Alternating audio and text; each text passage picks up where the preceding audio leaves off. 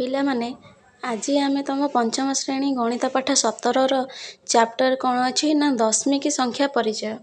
ଆମେ ଆଜି ଦଶମିକ କେମିତି ଲେଖାଯାଏ, ଦଶମିକ ଚିହ୍ନ କେମିତିଆ, ଆମେ ଦଶମିକ ବିଷୟରେ ଆଜି ପଢ଼ିବା ହେଲା କି।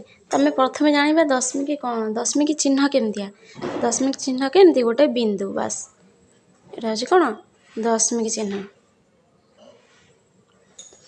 ତାପରେ ଦଶମିକ ଆମେ କେମିତି ଲେଖିବା। ଦଶମିକ ଗୋଟେ ଭଗ୍ନାଂଶ ଥିବ, ଭଗ୍ନାଂଶ ତ ନୁହଁ, ଧର ତମକୁ କୁହାଯାଇଛି 100 ପଇସାରୁ 60 ପଇସା, 100 ପଇସାରୁ 60 ପଇସା, 100 ପଇସାରୁ 60 ପଇସା, 60 ପଇସା ଯେ କେତେ ଅଂଶ, କେତେ ଅଂଶ, ଏ ଯେଉଁ କେତେ ଅଂଶ ଆମେ ଯେଉଁ ଲେଖିବା ସେଇଟା ଆମେ ଦଶମିକରେ ଲେଖାଯିବ। କେମିତି, 100 ପଇସାରୁ, 100ରୁ ମାନେ ହର ରହିବ 100, 100ରୁ 60 ପଇସା ଆମେ ଏମିତି ଲେଖିବା। ତ ଏମିତି ଲେଖିଲେ ଆମେ ଦଶମିକ କେମିତି ଚିହ୍ନ ଦିଆହେବ ନା ଲବ ଯାହା ଥିବ, ହର 100, 1000, 10 ଯାହା ବି ଥିବ, ଆମେ ଦେଖିବା ଏଠି ହର କେତେଟା ସଂଖ୍ୟା, 2ଟା ସଂଖ୍ୟା। ତ ଆମେ ଏଠି କେତେ ଅଛି, 100 ଅଛି, 1ରେ 2ଟା ଶୂନ ଅଛି, ତ ଆମର 1ରେ ଯେତେଟା ଶୂନ ଥିବ ସେତିକି ସଂଖ୍ୟା ପରେ ଆମେ ଦଶମିକ ଚିହ୍ନ ଦେବା। ତ 1ରେ ଯଦି 2ଟା ଶୂନ ଅଛି, ଆମେ କେତେଟା ସଂଖ୍ୟା ପରେ ଦଶମିକ ଚିହ୍ନ ଦେବା, ତାମାନେ 2ଟା ସଂଖ୍ୟା ପରେ ଦଶମିକ ଚିହ୍ନ ଦେବା। ଡାହାଣ ପଟୁ ଗଣିବା, ତ 1, 2, 60, 2ଟା ଦେଇଛି, ତ ଆମେ ଏଇଠି ଦଶମିକ ଚିହ୍ନ ଦେବା। ଏଠି ଆମେ ଚାହିଁଲେ ଶୂନ ଲେଖିବା, ଚାହିଁଲେ ଶୂନ ଲେଖିବା ଯାହା, ନ ଲେଖିବା ବି ସେଇଆ, ତେଣୁ ଶୂନ ଲେଖିଲେ ହେବ, ନ ଲେଖିଲେ ବି ହେବ। ତ ଆମେ ଏଠି କ'ଣ ଲେଖିବା, ଦଶମିକ 60 ହେଲା।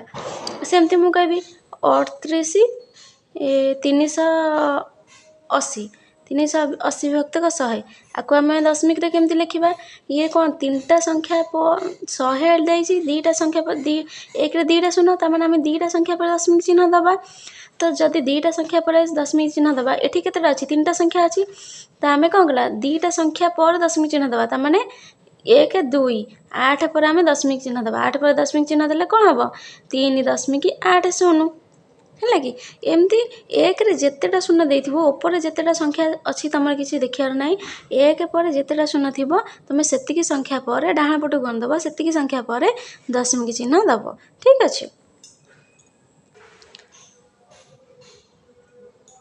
ଆଉ ଗୋଟେ କଥା ପିଲାମାନେ, ଧର 6 ବିଭକ୍ତକ 100, ଆମେ 6 ବିଭକ୍ତକ 100 ଦଶମିକ 60 ଲେଖିଲେ, ସେଇ 60 ବିଭକ୍ତକ 100, ସେ 60 ବିଭକ୍ତକ 100କୁ ଆମେ ଯଦି ମୂଳରୁ ଏମିତି କାଟିଦେବା, ତଳେ ଗୋଟେ ଶୂନ, ଉପରେ ଗୋଟେ ଶୂନ କାଟିଦେଲେ, ତାହେଲେ କ'ଣ ହେଲା ଆମର 6 ବିଭକ୍ତକ 10। 6 ବିଭକ୍ତକ 10କୁ ଆମେ ଦଶମିକରେ କେମିତି ଲେଖିପାରିବା, ଯେ 1ରେ ଗୋଟେ ଶୂନ, ତାମାନେ ଗୋଟେ ସଂଖ୍ୟା ପରେ ଶୂନ, ଦଶମିକ ଖାଲି 6 ବି ଆମେ ଲେଖିପାରିବା। ଆମେ ଏଠି କ'ଣ ସେଇ ସେମ୍ ବାହାରିଲା, ଦଶମିକ 60ର ଭ୍ୟାଲୁ ଯାହା, ଦଶମିକ ଖାଲି 6ର ଭ୍ୟାଲୁ ବି ସେଇଆ, କାରଣ ଏପଟେ ଯେତେଟା ଶୂନ ରହିଲେ ବି ତାର ଭ୍ୟାଲୁ କିଛି ନାହିଁ, ସେତିକି କେବଳ ଶୂନ ରହିଲା, ତ ଆମେ ଏଠି ଦଶମିକ 6 ବି ଲେଖିପାରିବା। ସେମିତି ଯଦି ଆମର ଦଶମିକ ରୂପ ଦେଇଥିବ, ଆମେ ଭଗ୍ନାଂଶରେ ତାକୁ ଲେଖିବା। ଦଶମିକ ରୂପର ଗୋଟେ ଦେଇଥିବ 4.56 ବା 56, 4.56 ଦେଇଛି, ତ ଆମେ ତାକୁ କେମିତି ଲେଖିବା। ଆମର କ'ଣ, 2ଟା ସଂଖ୍ୟା ପରେ ଲେଖିଦେବା, ଟୋଟାଲ ଯାହା ଏଇଟା ଅଛି ଆମେ ସେଇଟା ଲେଖିଦେବା, ସମାନ 456 ଏମିତି ଲେଖିଦେବା।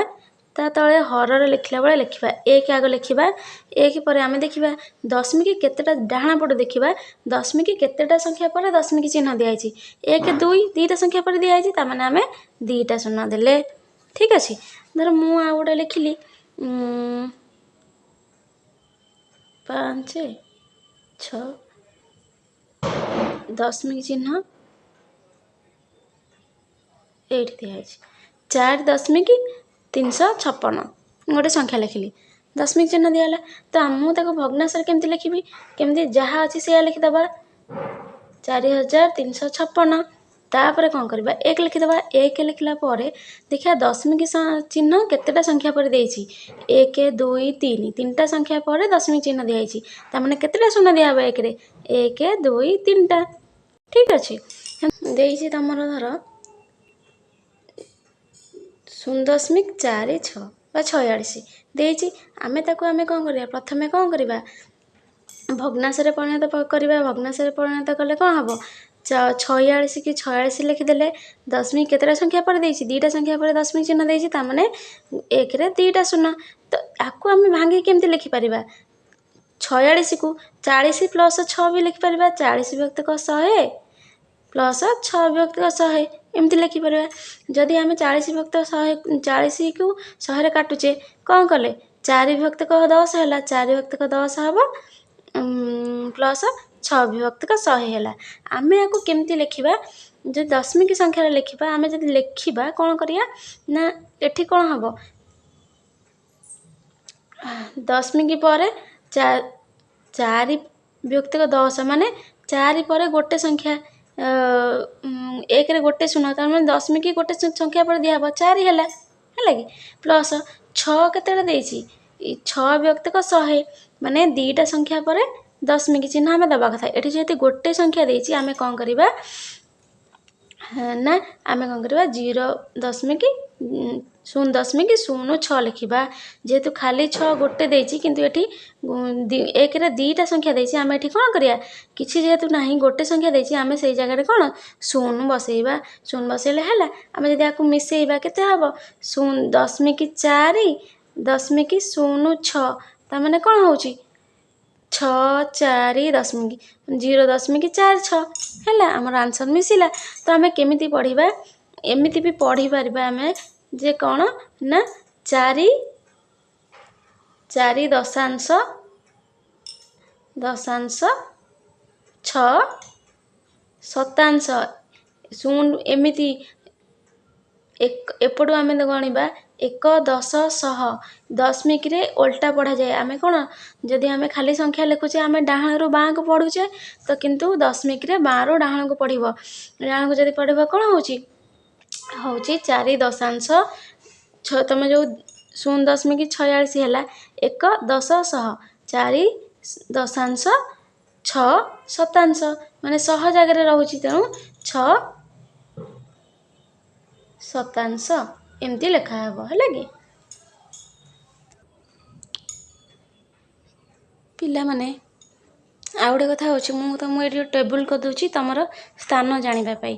ଯେତେବେଳେ ଦଶମିକ ଆମେ ଦେଉଛେ, ତ ଯଦି ଆମେ 1ର ସ୍ଥାନ ହେଉଛି ଦଶମିକ ପୂର୍ବରୁ ଯେଉଁଟା ରହିବ, ସେଇଟା 1ର ସ୍ଥାନ ଏକକରେ ରହିଲା 1, ତା ପୂର୍ବଟା କ'ଣ ହେବ 10, ତା ପୂର୍ବଟା 100, ତା ପୂର୍ବଟା 1000, ଆମର ଏମିତି ଜାଣିଛେ ନର୍ମାଲି। କିନ୍ତୁ ଦଶମିକ ପରେ ଆମେ ଯାହା ଲେଖିବା, ସେଇଟା 1 ଦଶାଂଶ ହେବ, 1 ବିଭକ୍ତକ 10, 1 ଶତାଂଶ ତାମାନେ 1 ବିଭକ୍ତକ 100, ସେମିତି 1 ଚତୁର୍ଥାଂଶ, ଏମିତି ଡାହାଣ ପଟକୁ ଆମେ ସ୍ଥାନଟା ଏମିତି ରହିବ। କିନ୍ତୁ ଦଶମିକ ପୂର୍ବରୁ ବାଁକୁ ଯେମିତି ଆମ ସ୍ଥାନ ରହୁଥିଲା ସେମିତି ରହିବ। ଦଶମିକ ପରେ ଯେଉଁ ରହିବ ସେମିତି 1 ଦଶାଂଶ, ଏଠି ଏପଟେ ରହିଲା 1 ରହିଲା, ଏକାଂଶ ବୋଲି ନଥାଏ କିଛି। ଦଶମିକ ପରଠାରୁ ତୁମର ମାନେ କ'ଣ ଲେଖା ହେବ, ଦଶାଂଶ, ଶତାଂଶ, ଚତୁର୍ଥାଂଶ ଏମିତି ଲେଖା ହେଇକି ଯିବ, ମାନେ ତା'ର ସ୍ଥାନ ଏମିତି ସବୁବେଳେ ଲେଖା ହେବ। ଠିକ୍ ଅଛି।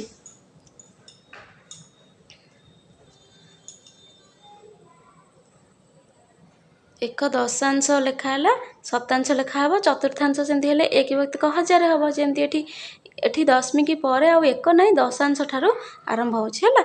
Doubt clear? ପିଲାମାନେ ଏବେ ତୁମର ସ୍ଥାନୀୟ ମାନ ଲେଖିପାରିବ। ମୁଁ ଗୋଟେ ଏକ୍ଜାମ୍ପଲ୍ କହୁଛି।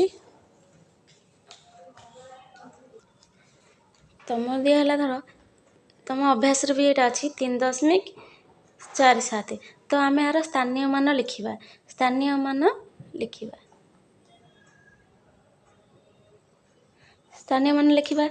ଏଠି 3ର ସ୍ଥାନୀୟ ମାନ କେତେ, 4ର ସ୍ଥାନୀୟ ମାନ କେତେ, 7ର ସ୍ଥାନୀୟ ମାନ କେତେ ଆମେ ଲେଖିବା। 3ର ସ୍ଥାନୀୟ ମାନ ପିଲାମାନେ କେତେ ହେବ, ଦଶମିକ ପରେ ଆମେ 1 10 ଶହ ଏମିତି ଲେଖୁଥିବେ, ଆମେ ଜାଣିଛେ ସ୍ଥାନୀୟ ମାନ, ତେଣୁକରି କ'ଣ ହେବ 3 1 ହେଲା କି। ଆଉ ଦଶମିକ ପରେ ଯେଉଁଟା ଆରମ୍ଭ କରୁଛେ 4ରେ କ'ଣ ହେବ 4 ଦଶାଂଶ। ଦଶମିକ ପରେ ଯେଉଁଟା ଆରମ୍ଭ ହେବ ସେଇଟା ଦଶାଂଶ, ତାପରେ କ'ଣ ହେବ ଶତାଂଶ, ତେଣୁକରି 7 ଶତାଂଶ। ଶତାଂଶ। ଯଦି ଆମକୁ ଆମେ ଏମିତି ଆକୁ ଡିଭାଇଡେଡ଼ ମାନେ ଲେଖିବା ଭଗ୍ନାଂଶ ଆକାରରେ କେମିତି ଲେଖିବା? 3 ଏକକୁ 3 ଏକ ରହିଲା, 4 ଦଶାଂଶକୁ ଆମେ କ'ଣ ଲେଖିପାରିବା? ବା 4 ବିଭକ୍ତିକ 10 ଲେଖିପାରିବା। 7 ଶତାଂଶକୁ କେମିତି ଲେଖିପାରିବା? 7 ବିଭକ୍ତିକ 100 ଲେଖିପାରିବା। ଠିକ୍ ଅଛି। ଏମିତି 7 ଶତାଂଶ ହେବ, 7 ବିଭକ୍ତିକ 100 ବି ଲେଖିହେବ। 4 ଦଶାଂଶକୁ 4 ବିଭକ୍ତିକ 10 ବି ଲେଖା ହେବ। ତେଣୁକରି ସ୍ଥାନୀୟ ମାନ ଆମେ ଏମିତି ଚିହ୍ନିବା। ଠିକ୍ ଅଛି। ଏ ଚାପ୍ଟର ଏଇଠି ସରିଲା। ନେକ୍ସଟ ଚାପ୍ଟରରେ ଆମେ ପଢ଼ିବା। ପିଲାମାନେ କ୍ଲାସ୍ଟିକୁ ଫୁଲ୍ ଦେଖ ଆଉ ସବସ୍କ୍ରାଇବ୍ କରିଦିଅ। ତମ ସାଙ୍ଗମାନଙ୍କୁ ମଧ୍ୟ ସେୟାର କରିଦିଅ, ଯାହାଫଳରେ ସେମାନେ ବି କ୍ଲାସ୍ଟିକୁ ଦେଖି ଅତି ସହଜରେ ଗଣିତ ବୁଝିପାରିବେ।